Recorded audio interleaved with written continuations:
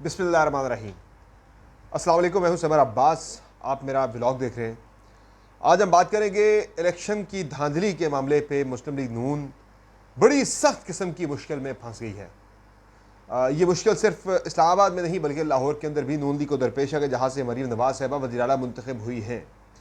ये मामला नून लीग के लिए गले का तोक बनता जा रहा है और इसी तरह से अगर ये मामला चला तो अगले महीने के अंदर अंदर इस्लामाबाद के 3 हल्के तो कम अज़ कम नून लीग के हाथों से निकल जाएंगे। इस हवाले से कल जज साहब ने फॉर्म 45, 46, 47 जमा ना करवाने पर नून लीग के 2 MNAs को शो काज नोटिस भी जारी कर दिया है, यानी शो काज सॉरी जुर्माना कर दिया और कहा है कि अब जवाब अगर ना आए तो अगली समात पर शो काज होगा और रोज़ाना समात होगी, डेली समात होगी। तो ये नून लीग इस पर बड़ी परेशान है जनाब। फिर हम बात करेंगे ये जो मामला है तारिक जहांगीरी साहब का, इन्होंने ही ये केस ये सुन रहे तो उनके खिलाफ एक मुहिम चल रही है। सोशल मीडिया में बड़ी खौफनाक मुहिम चली पिछले दिनों कि उनकी डिग्री जारी करार दे दी गई। तो एक वो डिग्री भी सोशल मीडिया पर सर्कुलेट करती रही। उस पर अदालत इस्लामाबाद हाई कोर्ट का कल फुल कोर्ट इजलास हुआ है और 3 बड़े साफ़ियों को, 3 नामवर साफ़ियों को शोकाज हुआ है और उसके बाद रावी चैन नहीं लिख रहा बल्कि बड़ा बेचैन है। बात करेंगे आरिफ अलवी साहब ने सबके दिल जीत लिए और वो पुरानी तनख्वाह पर फिर से बहाल हो गए। उन्होंने डेंटिस्ट के तौर पर अपनी जिम्मेदारियाँ संभाल ली हैं। ये एक नई तारीख रकम की आरिफ अलवी साहब ने। और बात करेंगे जनाब इलेक्शन एक्ट में तरमीम का जो बिल है वो मंजूर हो गया है, यानी आसिफ जरदारी साहब ने उस पर दस्तखत कर दिए हैं। ये दस्तखत होना बड़ा इंपॉर्टेंट है। ये एक नई चीज़ जो है वो मैं आपको बताऊँगा इसमें कि क्या होने जा रही है आने वाले दिनों में।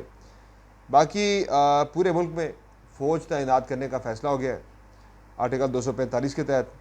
और इमरान खान की बेटों से मुलाकात की दरख्वास्त मुस्तरद क्यों हुई, इन तमाम ख़बरों पर कुछ मज़ीद खबरें डिस्कस करेंगे इस वीडियो के अंदर।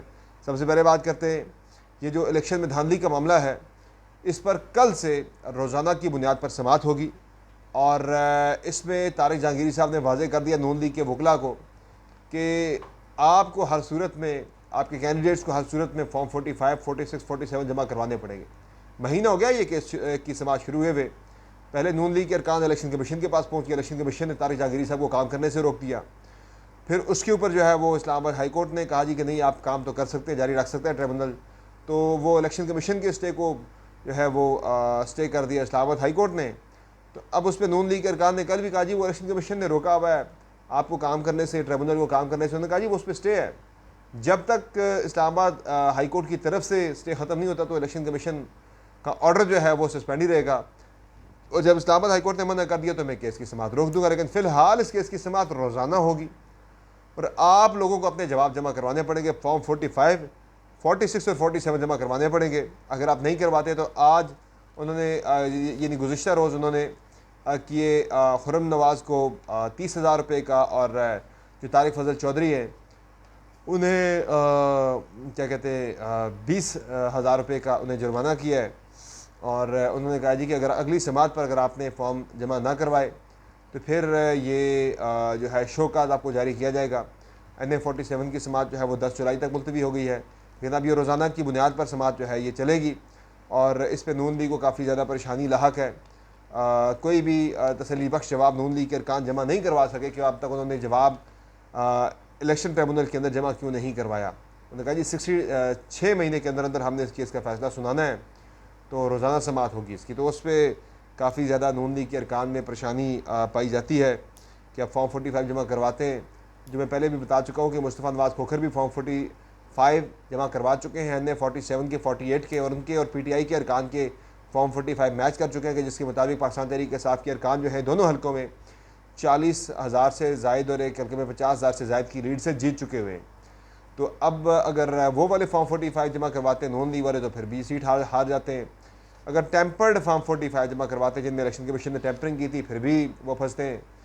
तो ये मामला ज़रा बड़ा पेचीदा हो चुका है। नून लीग इसमें फंसती चली जा रही है। अब एक ही रास्ता है कि तारिक जहांगीरी साहब को रास्ते से हटा दिया जाए।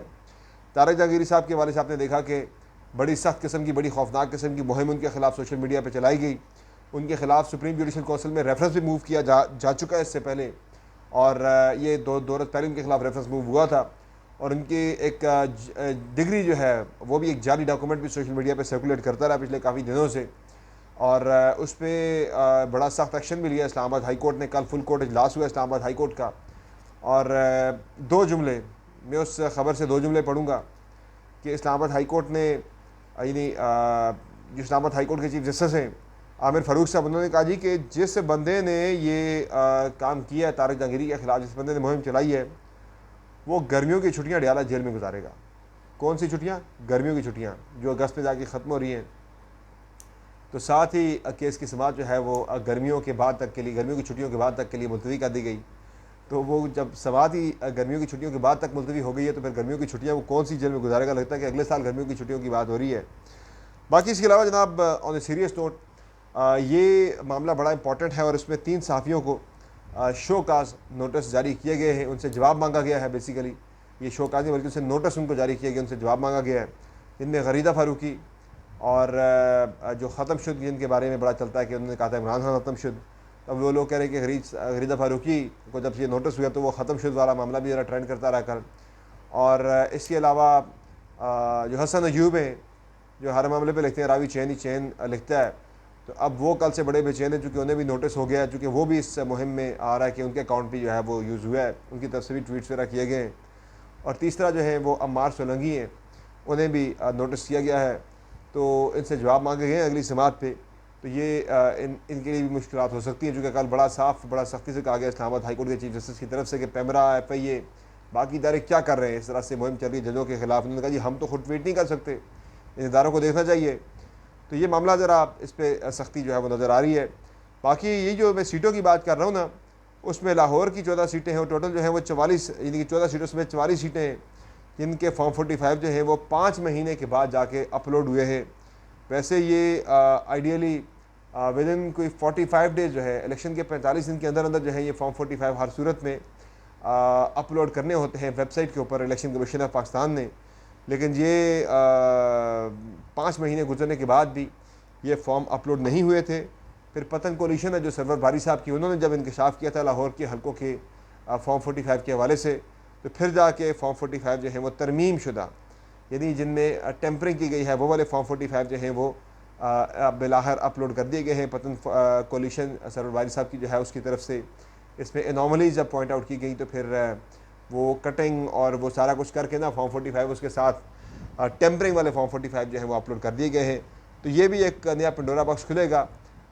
फ़िलहाल तो चीफ जस्टिस काजी फाइज ईसा साहब ने जो ट्रिब्यूनल्स हैं उनको जो लाहौर हाई कोर्ट ने ट्रिब्यूनल्स नोटिफाई किए थे, शहजाद मलिक साहब ने उन्हें सस्पेंड कर दिया है, उन पर स्टे कर दिया है। लेकिन ये ट्रिब्यूनल जब भी सुनेंगे, अगर कोई अपराइट किस्म का जज यहाँ पे आ गया तो मरीम नवाज साहबा के लिए, नून लीग के अरकान के लिए अपनी सीटें बचाना बड़ा मुश्किल काम हो जाना है। बाकी इसके अलावा जनाब जो मामला है आरिफ अलवी साहब का, वो बड़ा इंटरेस्टिंग है और बड़ा इम्पोर्टेंट भी है। और इस पर अगर दुनिया के किसी भी प्रेसिडेंट ने ये काम अगर किया होता कि आरिफ अलवी साहब की कल से एक तस्वीर सोशल मीडिया पे वायरल है कि उन्होंने दोबारा से, चूँकि वो डेंटिस्ट हैं, दंदान साज हैं, मशहूर डेंटिस्ट हैं कराची के, तो उन्होंने जब सियासत में आए तो दंदान साजी छोड़ दी थी। अब वो 5 साल मुल्क के सदर रहने के बाद जब वो फारिग हुए हैं तो सियासी तौर पर तो एक्टिव हुए, लेकिन साथ उन्होंने अपना पेशा जो है वो दोबारा से उस पर बहाल हो गए और उन्होंने दंदान साजी का, यानी डेंटिस्ट का जो काम है वो फिर से शुरू कर दिया है। उनकी तस्वीर एक वायरल हुई है सोशल मीडिया के ऊपर, से बड़ी तनकीद यानी कि इस सेंस में ज़रूर हुई है साबिक सदूर के ऊपर, और आरिफ अलवी की बड़ी तारीफ़ हुई है। उन्होंने कहा जी ये इमरान खान का ब्रांड, ये Imran Khan style of politics है जनाब, कि ये बंदा यानी ये इमरानी सियासत है, ये इमरान खान की सियासत है, ये इमरान खान का क्लब है कि जनाब बंदा 5 साल मुल्क का सदर रहता है और उसके बाद वो मुल्क से बाहर नहीं भागता, वो मुल्क से बाहर भागता नहीं है, उस पर करप्शन का केस कोई नहीं बनता, और वो अपनी दौलत लूटी हुई लेके मुल्क से बाहर जाके याशी नहीं कर रहा, बल्कि इसका मतलब है कि उसने करप्शन नहीं की, और वो ऐवान सदर से निकलता है और जाके वो दोबारा से अपने क्लिनिक में बैठ के लोगों के दांतों का इलाज शुरू कर देता है। तो ये आरिफ अलवी साहब की बड़ी इस पर पजीराई हो रही है सोशल मीडिया के ऊपर, बड़ा उन्हें अप्रिशिएट किया जा रहा है। और यही तस्वीर अगर किसी वेस्टर्न कंट्री, किसी यूरोपियन कंट्री या किसी सदर की अगर आ रही होती कि वो अगर दंदान साज होता और वो सदारत के बाद जाके दंदान साजी शुरू करता, तो इस टाइम पाकिस्तान के अंदर उसकी तारीफ़ के जो हैं उसकी तारीफ़ों के पुल बांधे जा रहे होते हैं क्रॉस द बोर्ड, हर कोई बड़ी उसकी सख्त तारीफ़ें कर रहा होता। लेकिन चूँकि यहाँ पे जो तारीफ़ है या किसी के ख़िलाफ़ कोई राय दी जाती है, तनकीद होती है, तनकीद और तारीफ़, ये भी अब बहुत ज़्यादा उसमें ना वो एफिलिएशन और वो ये पॉलिटिकल पोलराइजेशन में जो है ना बुग़्ज़ व अनाद, उसकी वजह से वो बड़ी सेलेक्टिव किस्म की हो गई है। तो ये अगर आरिफ अलवी साहब अगर किसी यूरोपियन किसी कंट्री के या वेस्ट में किसी मुल्क के सदर होने के बाद अगर वो दंदान साजी दोबारा शुरू करते तो पाकिस्तान पूरे में क्रॉस द बोर्ड उनकी बहुत ज़्यादा तारीफ़ हो रही होती। लेकिन चूँकि PTI से कुछ लोगों को सख्त इख्तलाफ है, PTI के ख़िलाफ़ है जनाब, बुग़्ज़ है, तो बुग़्ज़ इमरान या बुग़्ज़ PTI में लोगों ने खामोशी रखी आरिफ अलवी के हवाले से। अच्छा, बाकी इसके अलावा जनाब जो मामला है फ़ौज की तैनाती का, पूरे मुल्क में फ़ौज तैनात करने का फ़ैसला हुआ है जी। और ये फ़ैसला इस ज़िम्न में हुआ है कि चूँकि मुहर्रम अल हराम शुरू हो चुका है कल से, और पूरे मुल्क के अंदर मजालिस अज़ा, जुलूस और अज़ादारी का सिलसिला जो है वो शुरू हो चुका है। तो इस सिलसिले में आइन के आर्टिकल 245 के तहत मुल्क भर में फ़ौज की तैनाती का फ़ैसला किया गया है। चारों सूबे आज़ाद कश्मीर और गिलगित बल्तिस्तान के अंदर फ़ौज की तैनाती का नोटिफिकेशन जारी कर दिया गया है कि पूरे मुल्क में फ़ौज तैनात कर दी गई है मुहर्रम अल हराम में सिक्योरिटी को, अमन व अमान की सूरत हाल को बरकरार रखने के लिए। बाकी जो मामला है इलेक्शन एक्ट में तरमीम का, इलेक्शन एक्ट में ये जो सारा मैं बता रहा था आपको तो ऊपर ना कि यार ये जो इस्लामाबाद के भी 3 हलकों का मामला खुला हुआ है, लाहौर के अंदर मामले खुले हुए, पंजाब के अंदर मामला खुला हुआ है नून लीग के अरकान की फॉर्म 45 और 47 के मामले पे। तो उस पर अब ये हुआ है कि एक काम जो नून लीग ने किया फौरी तौर पर, क्योंकि ट्रिब्यूनल्स ने काम हस्बे यानी कि वो खिलाफ मामूल या खिलाफ तवक्को बड़ा तेज़ी से काम शुरू कर दिया हुआ है। तो नून लीग को अब परेशानी लाख बड़ी शदीद हो गई थी कि या तो ट्रिब्यूनल में तो मामले 5-5 साल चला करते थे, ये क्या हो गया जजों को जनाब उन्होंने स्पीड लगा ली है। तो अब ये हुआ है कि हुकूमत ने इलेक्शन एक्ट में तरमीम करके जो बिल पास किया था सेनेट से, कौमी असम्बली से, वो सदर जरदारी साहब के दस्तखत से, सदर जरदारी साहब के दस्तखत से वो अब एक्ट ऑफ पार्लियामेंट बन चुका है। और इलेक्शन एक्ट के सेक्शन 140 में तरमीम करके ये किया गया कि अब जो हाज़िर सर्विस जज को आप लगाते हैं ट्रिब्यूनल में तो मुतल्लिका चीफ जस्टिस से रजू करना पड़ेगा, जबकि हुकूमत अपनी मर्ज़ी से किसी भी रिटायर्ड जज को इस ट्रिब्यूनल में लगा सकती है इलेक्शन की धांधली के तहकीकात के लिए, इंतखाबी ज़िम्मेदारियों के केसेस को सुनने के लिए। बाकी इमरान खान ने कल दरख्वास्त दायर की थी अपने ये एक उनकी दरख्वास्त उन्होंने ऑलरेडी दायर की हुई है अपने बेटों से मुलाकात के लिए, और उस पर उनकी जो दरख्वास्त है वो एंटी टेररिस्ट कोर्ट की तरफ से मुस्तरद कर दी गई है। और ये कहा गया जी कि व्हाट्सएप पर वीडियो लिंक के ज़रिए मुलाकात करने का कोई भी कानून मौजूद नहीं है। हफ्ते में 2 दिन वो टेलीफोन पर अपने बेटों से बात कर सकते हैं, लेकिन वीडियो लिंक के ज़रिए बात नहीं हो सकती। ऐसा कोई जेल मैनुअल के अंदर ऐसा कोई मामला मौजूद नहीं है। बाकी एक बहुत ही इंपॉर्टेंट और बड़ी अहम खबर, शहीद अरशद शरीफ करोड़ों पाकिस्तानियों के दिलों की आवाज़, जिन्हें 22 और 23 अक्टूबर 2022 की दरमियानी शब कीनिया के शहर नैरोबी में पुलिस ने बेरहमाना अंदाज में सर पर गोली मार के कत्ल कर दिया था। ये कत्ल यकीनी तौर पर एक साजिश के तहत किया गया था, उसे एक हादसा करार दिया गया था। तो अब अरशद शरीफ को कीनिया में इंसाफ मिल गया है, उनकी फैमिली को कीनिया में इंसाफ मिल गया कि कीनिया की हाई कोर्ट ने अरशद शरीफ के कत्ल को जो है वो करार दिया है कि पुलिस ने ज़्यादती की है। उनका जो ज़िंदगी का जो ज़िंदा रहने का हक़ था वो उनसे पुलिस ने छीना है, और ये गलत आइडेंटिटी यानी कि एक होती है ना कि गलती से गलत फहमी में गलत शनाख्त के तौर पे उन्हें गलत बंदे के तौर पे शनाख्त करके उन्हें यानी कि किसी और की जगह पे यानी कि आइडेंटिटी जो है ना वो उसमें कन्फ्यूजन के तहत जो है वो कहते हैं कत्ल नहीं किया गया गलत शनाख्त के तहत, बल्कि ये जानबूझ के वो कह रहे हैं ये कत्ल हुआ है। इसमें यानी कि लगता है ये इस तरफ इशारा किया इसका जो कीनिया की हाई कोर्ट है, और उसने कहा है कि इस मामले की तहकीकात होना बहुत ज़रूरी है। मुतलका जो पुलिस एहलकार था, जो पुलिस अफसर था, उसके ख़िलाफ़ फ़ौजदारी कानून के तहत कार्रवाई भी वहाँ पे शुरू की जा चुकी है, और कुछ जो मुतलका जो पुलिस के लोग थे उनको फ़िलहाल उनके ख़िलाफ़ तहकीकात का भी ऑर्डर दिया गया है, वो सस्पेंड भी हैं। लेकिन ये करार दिया है कीनिया की हाई कोर्ट ने कि अरशद शरीफ को कत्ल किया गया था, और उनके कत्ल की इजाज़त किसी सूरत भी पुलिस को नहीं दी जा सकती। ये गैर कानूनी कत्ल था, उनको ज़िंदगी के हक़ से गैर कानूनी तौर पर महरूम किया गया, ये उनके साथ ज़्यादती थी। तो अदालत ने कीनियन पुलिस को जुर्माना भी किया 2 करोड़ 16 लाख रुपए का, कि ये उन कीनियन गवर्नमेंट ने या पुलिस ने अथॉरिटीज़ ने अरशद शरीफ की फ़ैमिली को पे करने हैं। तो शहीद अरशद शरीफ को कीनिया में तो इंसाफ मिल गया, दूसरे मुल्क के अंदर तो इंसाफ मिल गया, लेकिन अफसोस कि वो मुल्क के जिसमें करोड़ों उस मुल्क के शहरियों के वो दिलों की धड़कन थे, तो उनकी उस मुल्क में उन्हें इंसाफ नहीं मिला, बल्कि उल्टा इंसाफ की राह में रोड़े अटकाए गए, उनकी फैमिली को हरासा किया गया, उनकी फैमिली को उल्टा अदालतों की तरफ से नोटिस भेजे गए, which was very very very unfortunate and very sad and highly condemnable.